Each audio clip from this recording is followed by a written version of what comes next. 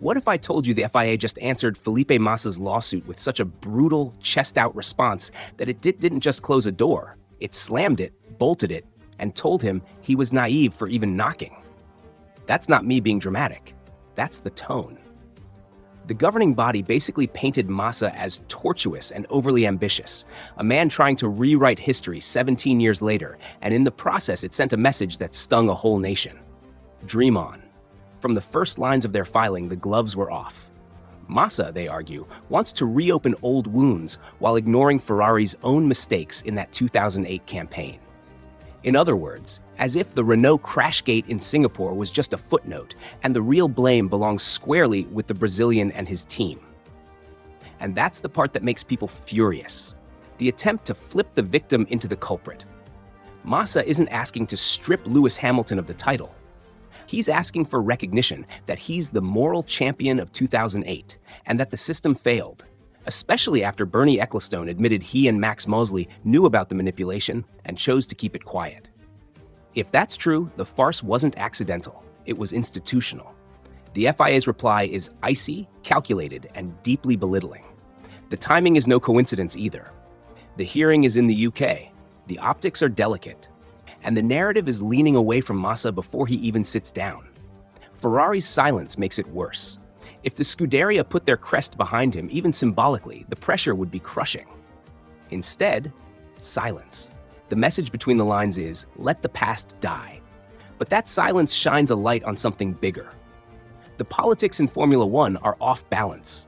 Massa's not just up against a legal argument, he's up against a system designed to never admit an error unless forced.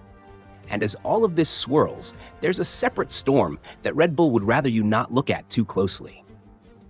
Sources say the team is afraid to announce Yuki Tsunoda's exit, not because of uncertainty, but because of money and optics. If they confirm it now, they risk losing roughly £38 million in constructors' prize money. That's how tight the fight is behind McLaren and Ferrari. The ugly part? Red Bull's 2025 points haul is essentially Max Verstappen's shoulders and nothing else. 321 points out of 346 on his own. That means Tsunoda isn't just a question mark. He's become a strategic liability with a detonator. And he knows it. The word in Fenza is that Yuki's using his contract and the timing of the season as leverage.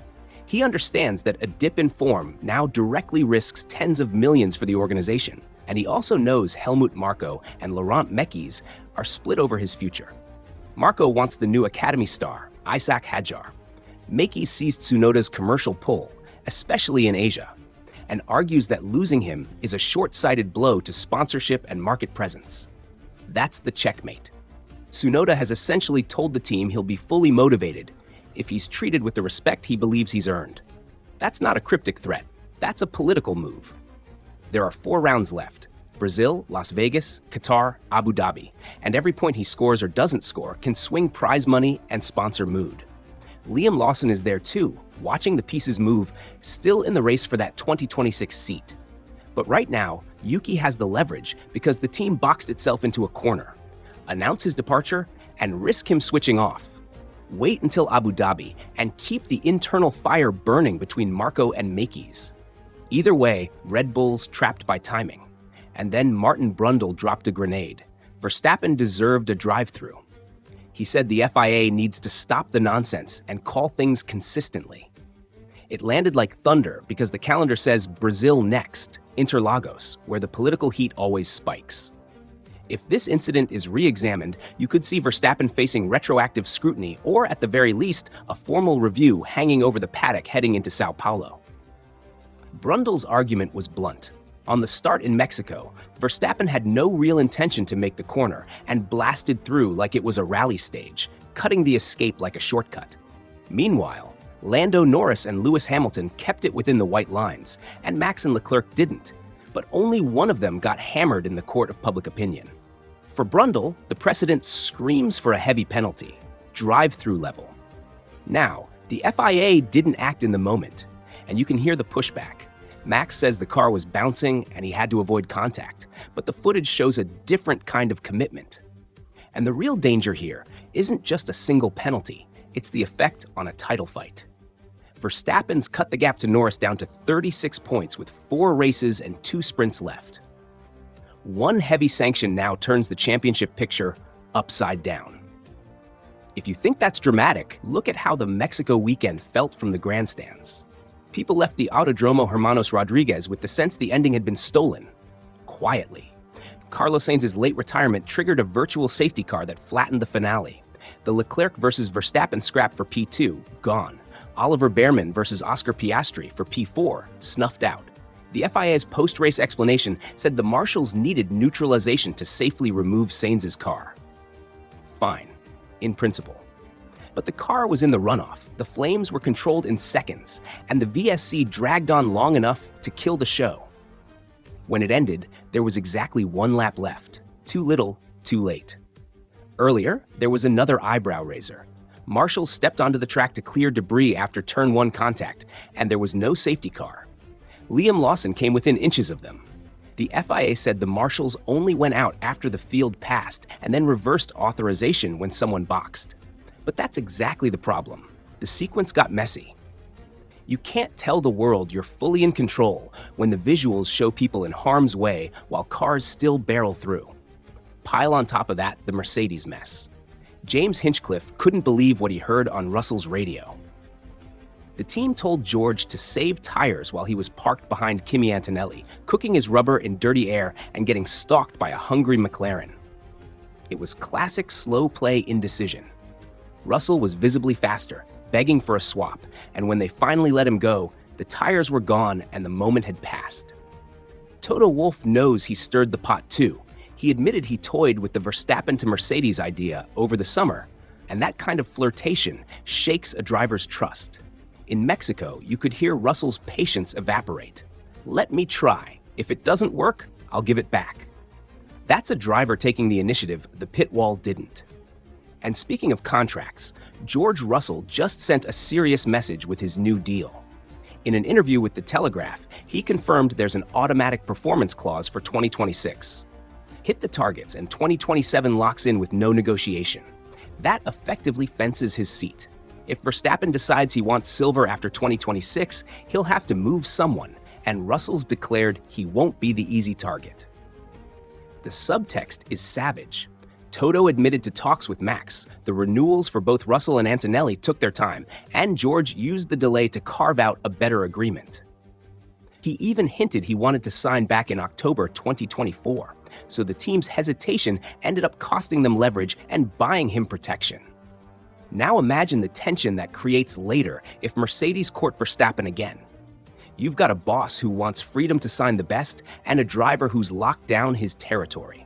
Silent conflict waiting for a spark. Now wrap all of this around the Hamilton storyline from Mexico. Lewis blew up on the radio, not just at the FIA cast, but at Ferrari too. He got a 10-second penalty for leaving the track and gaining an advantage after that scrap with Verstappen into turn 4. The fury wasn't only about the penalty, it was about the message Ferrari gave him. His engineer told him the sanction was for the incident with Verstappen, which primes a driver to argue the contact, not the advantage. If instead they'd said, "It's for the advantage, give some back now," then he could have neutralized the gain and maybe dodged the full hit.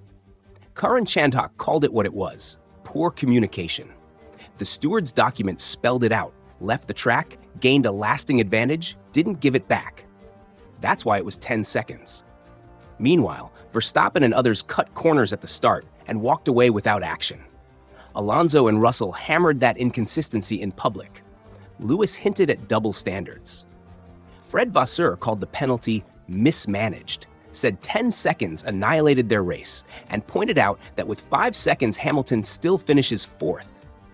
That's the kind of comment that doesn't disappear. It lingers. It feeds into Brazil. It forces the FIA to answer pointed questions about how and why decisions are made. And while we're on oversight, the cost cap clouds are building again. The 2024 compliance certificates took too long, which had the paddock buzzing. Aston Martin admitted to a procedural slip, submitting a document without a required signature by the March 31st deadline, and quickly signed an accepted breach agreement to put the matter to bed. That alone shouldn't be a big deal. But the delay hinted at something larger, maybe another team, maybe more than one, in serious budget trouble, negotiating hard with the FIA to avoid sporting penalties. Jonathan Wheatley at Sauber even said the quiet part out loud. Delays like this suggest someone's got a real problem. Vasseur tried to keep it cool. We have to trust the FIA, no speculation, but everyone can read the room. This isn't about a missing signature. This is about a financial fence that teams keep ramming at full sprint. Pull the camera back, and the picture is messy, but clear. Massa's case is a referendum on accountability. The FIA's answer is a masterclass in institutional self-defense. Minimize, deflect, emphasize alternative errors, and hope the storm passes. Red Bull's Tsunoda saga is pure paddock politics. Sporting value versus commercial value, timing versus money, pride versus pragmatism. Brundle's call for a drive-through throws gasoline on an already volatile fire, with Brazil right there on the calendar where emotions always run hot. Russell's contract clause is a player planting a flag in a power game, usually dominated by team principles.